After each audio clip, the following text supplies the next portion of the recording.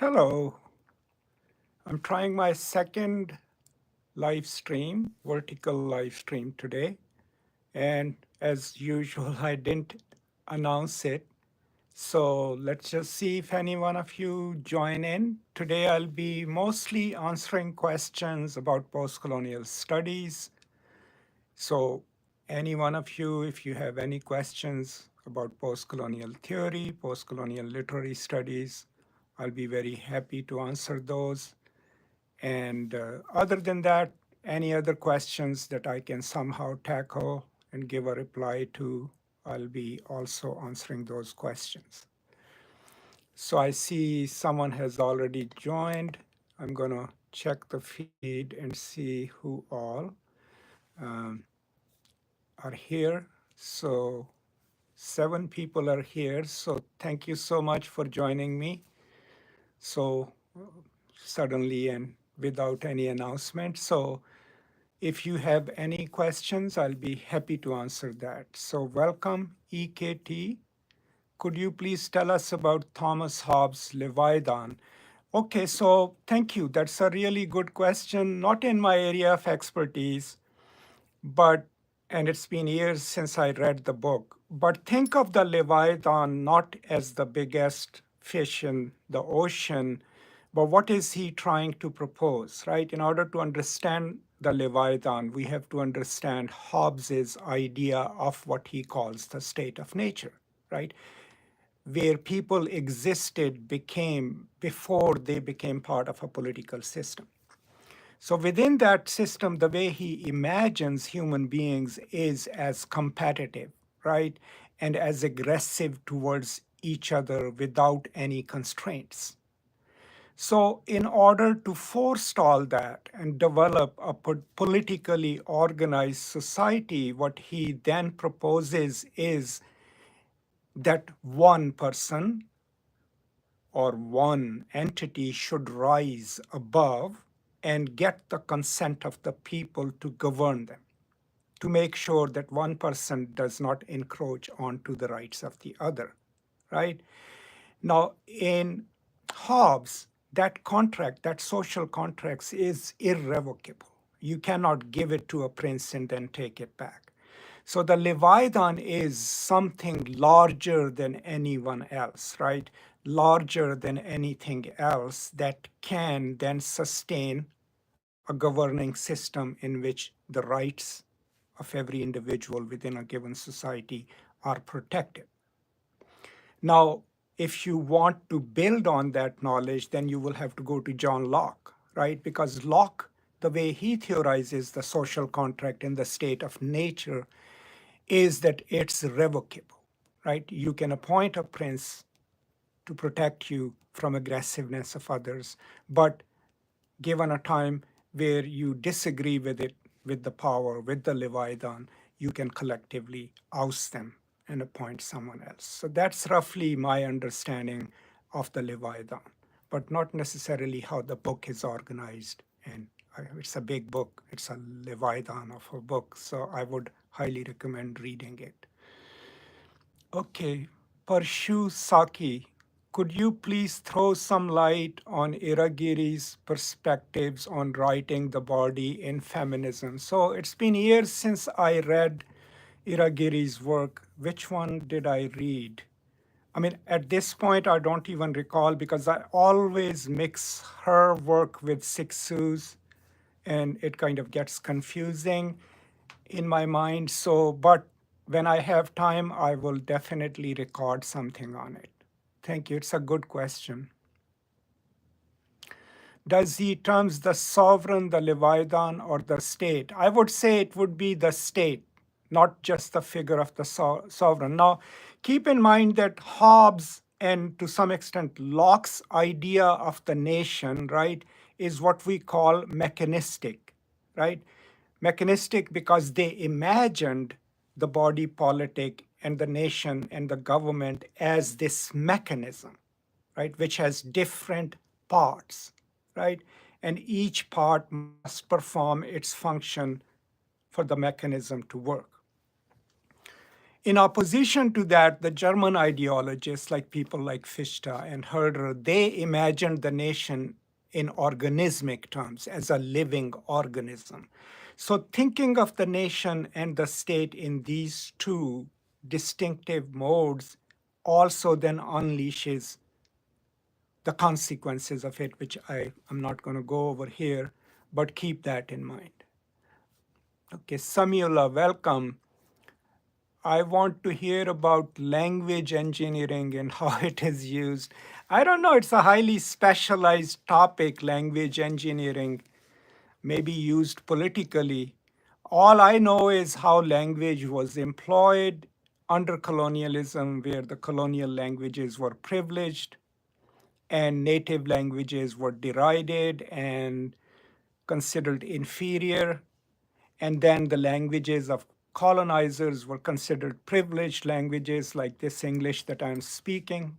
Privileged because it was the language of the masters, but also because it gave people access to the system itself, which was governed by the English.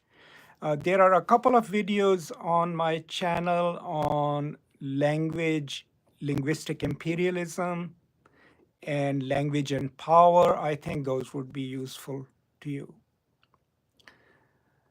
Okay, hi, how are you?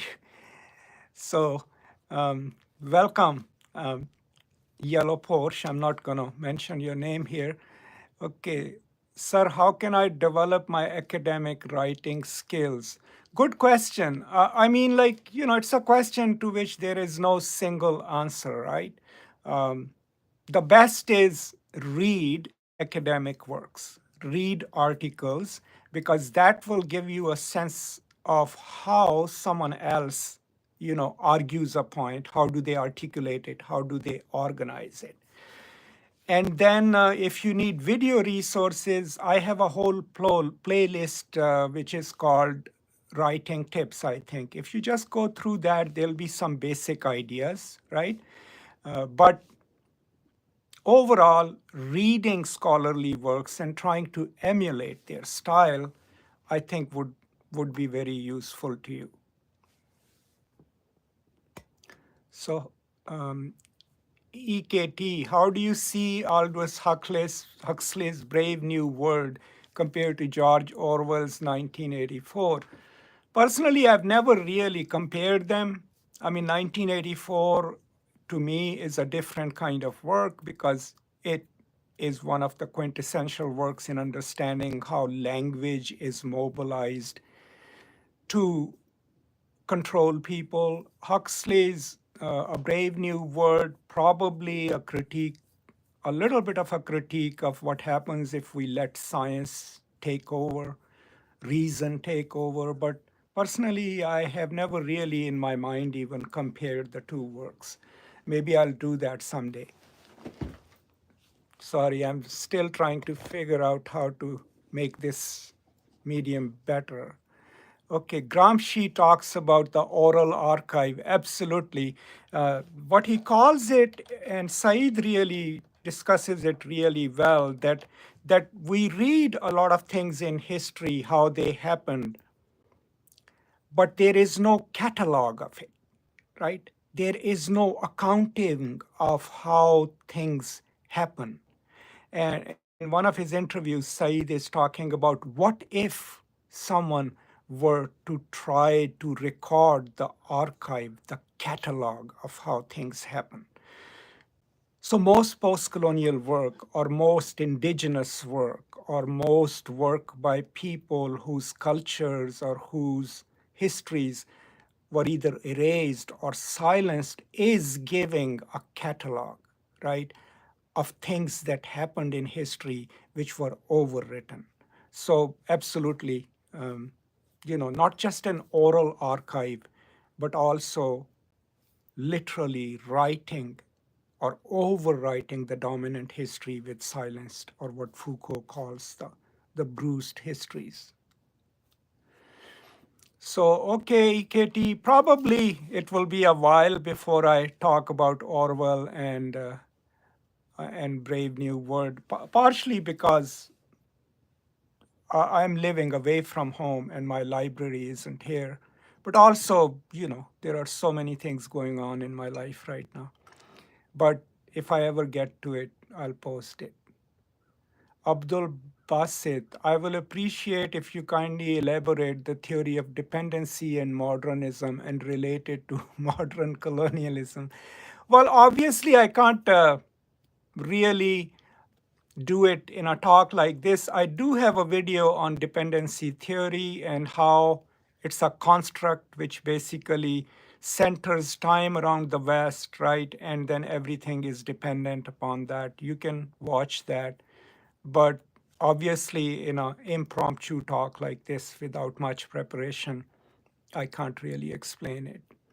Saki, I need some scholarly articles or books on Pakistani poet Praveen Shakir. I've been looking for this material but couldn't find much. Could you please suggest where should I look for it? So I am a great fan of Praveen Shakir. I personally do not have um, any idea about where her archive is. Most of the scholarship on her probably will be in Urdu. So what I would recommend if anyone is here from Pakistan, if you do have some resources, when this video is uploaded as a permanent video, if you could post the links to the description in the comments, maybe, Parshu can then see those. If I find some resources, I will also post the links to the description of this video under comments and under description as well. So look for it in a few days. Aman, I prepared the topic of Marxism from your videos. Well, thank you. But, as I always recommend, the videos are just a start, right? It's better to read further and to further hone your skills and knowledge and then do scholarly work. I've never claimed that these videos are sufficient unto themselves, right? So EKT, have you read Abdul Qadir Bedi's books? Sorry, I haven't. Yeah. Poetry, no, I haven't. Mumtaz Ahmed, I invite your views on flight from post-coloniality to decoloniality. My views are already on record. I don't believe that there is a break from post-coloniality to decoloniality. In my opinion, post-colonial studies has always been decolonial. And if you read the people who are considered its major theorists, that comes across pretty clearly.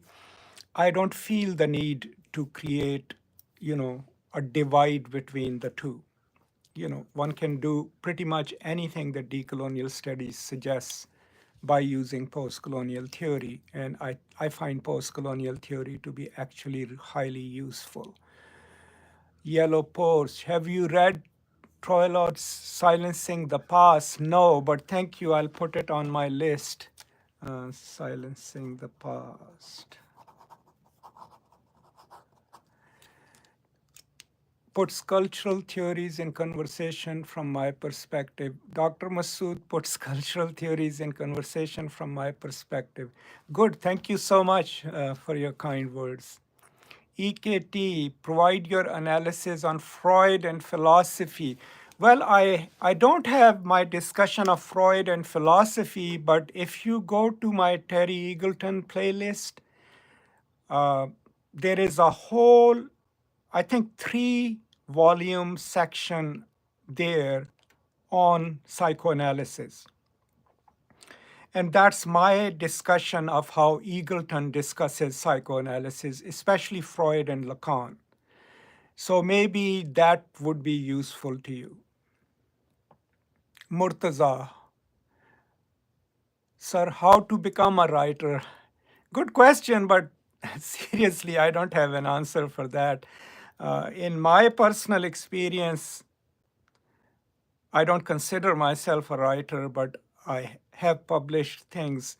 It was always about thinking about the word, thinking about my place in it, thinking about what I can do in it, And then writing becomes a mode of expression, right? Writing is through which I try to reach out a wider audience, through which I try to at least record what I think of the world, or how it could be made better. So I would say start with the simplest possible writing. You don't have to be a philosopher. If you don't have one, start a blog, right? Just start sharing your life. Where do you live? What are your struggles? What is it that motivates you? Even if no one reads it, it gives you a space where you express yourself in a public venue, right? And that will help you overcome any kind of shyness or this idea that you don't have anything to contribute. I believe deep down that every human being has something positive to contribute to this world. It's the society that forces us to think in terms of, oh, I am not important enough, or I don't have much to say. If you're living a life, you have something to say, right? So start with simple modes of writing.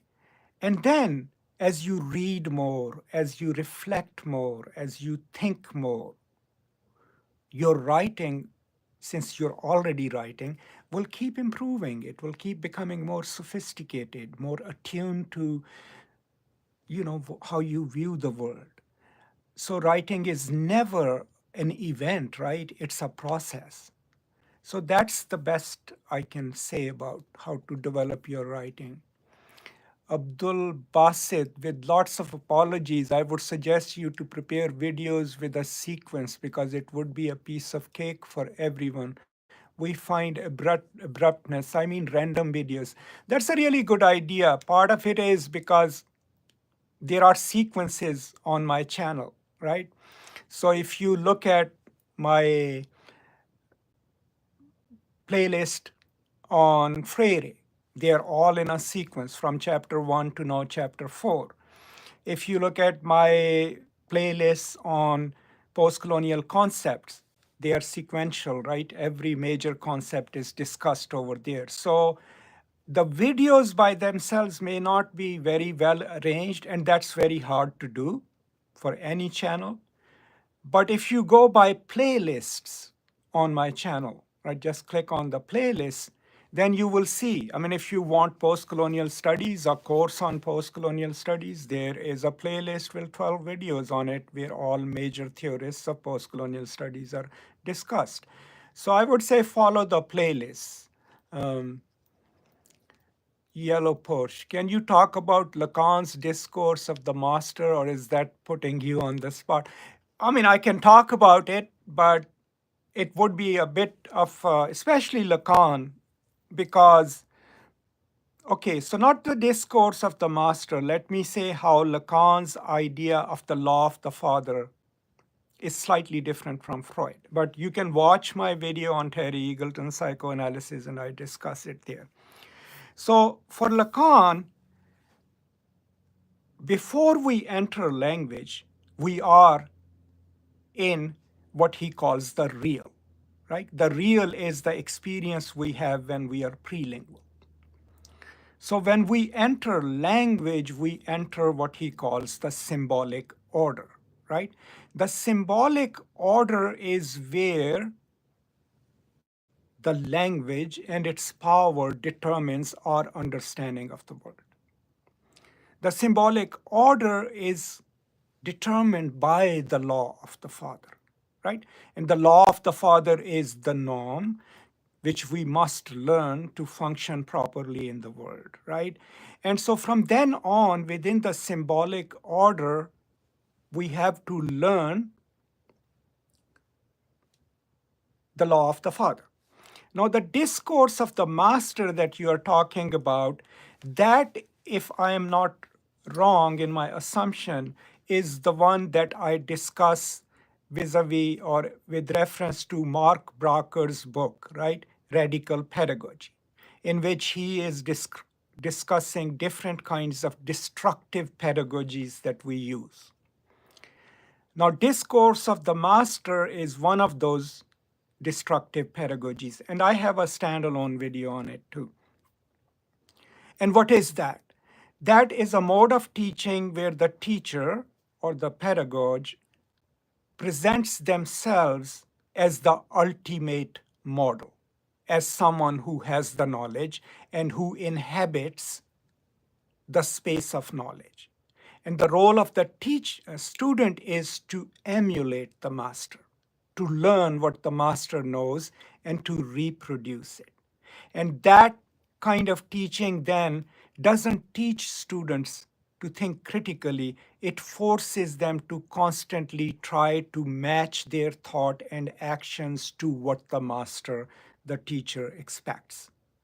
And hence, that is a destructive mode of teaching because it is not taking into account students' assumptions, their way of thinking, and what they might be interested in learning.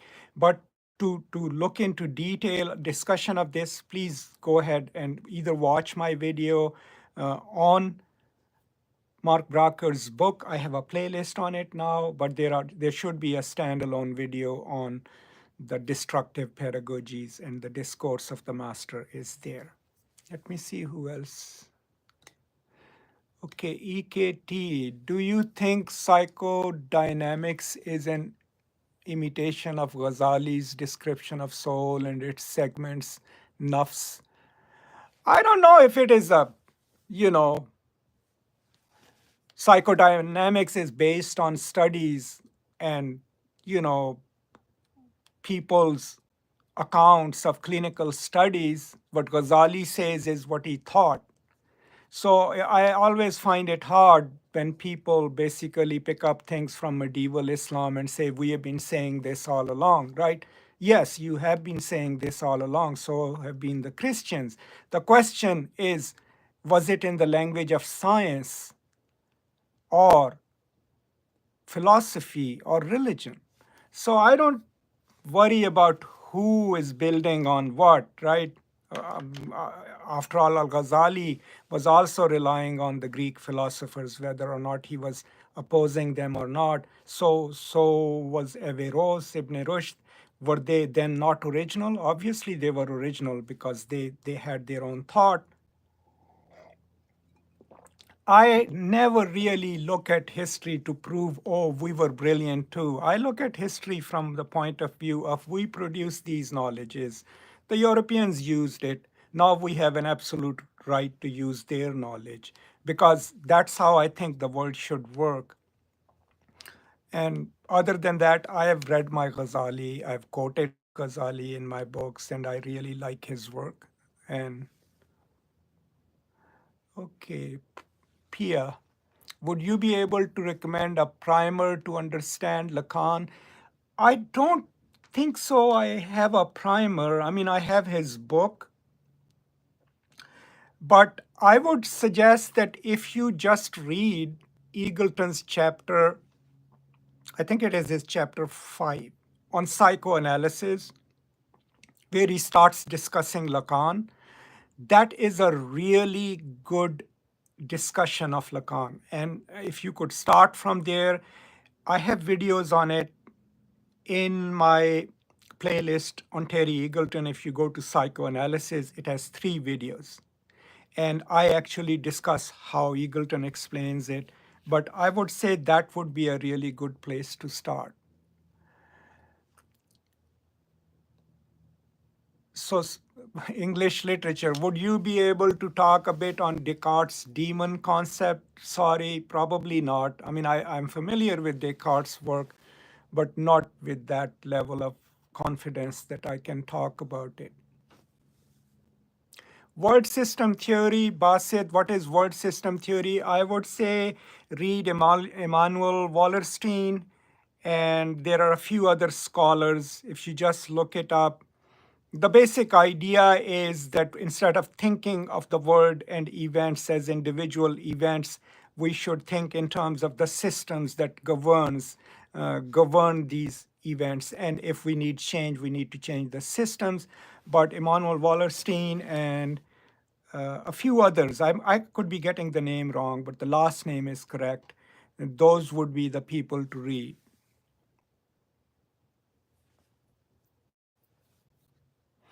what world system theory, transition from feudalism to capitalism. I mean, if you want to go historically, I mean, if you really want to see how that transition happens, read Marx, right? Marx is the ultimate theorist of that transition. But, I don't think in these compact transitional terms from one epoch to another. That's not how I think. So obviously, I couldn't answer that. Saki, we would be very much thankful if you kindly accept our request to be a speaker. So, Parshu, could you just email me? My email is listed on the About page of the channel. And depending on when you need me and what topic, I'll be very happy to participate. Absolutely. Khanna, when are you coming up with next video on Paulo Freire, Pedagogy of the Oppressed? Thank you. Probably this weekend. I was actually planning that video when I decided to go live impromptu, but pretty soon. And in my hope is that I will conclude the series probably in the next couple of months. Okay, Pia Sukhani. Any advice on writing a PhD research proposal before reaching out to a potential supervisor? Well, that's a really good question. I have a couple of videos actually under the same playlist on writing tips.